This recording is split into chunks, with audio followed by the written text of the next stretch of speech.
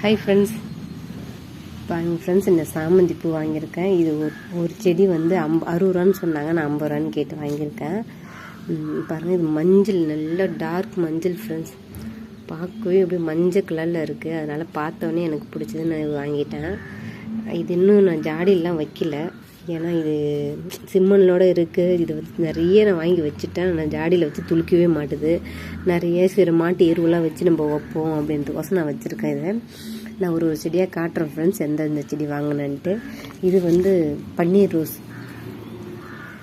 நான் பன்னீர் ரோஸுன்னு சொல்லி நிறையா வாங்கியிருக்கேன், ஆனால் அது பன்னீர் ரோஸே வரல ஃப்ரெண்ட்ஸ். எனக்கு வந்து இந்த பால் ரோஸாக இருக்கும்ல, லைட் கலர், அதுதான் எனக்கு ரொம்ப பிடிக்கும். அதை சாப்பிடலாம் வர சொல்லுவாங்க, அதனாலே நான் பன்னீர் ரோஸ் தேடுறேன்.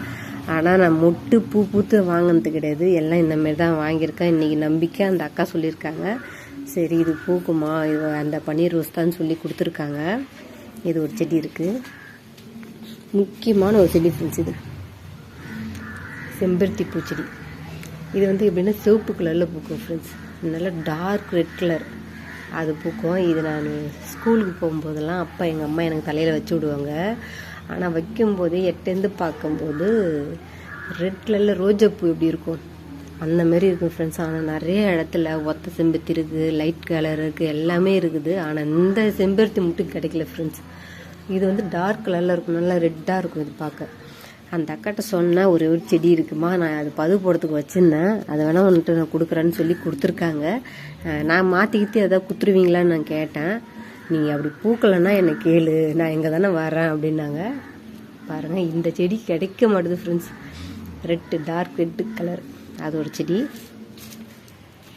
இது வந்து பவளமல்லி. இதில் ஒரு மொட்டே இருக்குது ஃப்ரெண்ட்ஸ், பாருங்கள், இதை பாருங்கள். ஏன்னா பவளமல்லி வந்து நம்ம வாசல் எதிர்க்க வச்சோன்னு வச்சிங்க ஃப்ரெண்ட்ஸ், காலை டைமில் வந்து இந்த காற்று வீசுதில்ல, அப்போ அந்த மனமாக இருக்கும் ஃப்ரெண்ட்ஸ். அதுக்கோசமே நான் இப்போ புதுசாக வீடு கட்டியிருக்கேன், அந்த வீட்டு வாசலில் இதை வைக்கணும்னு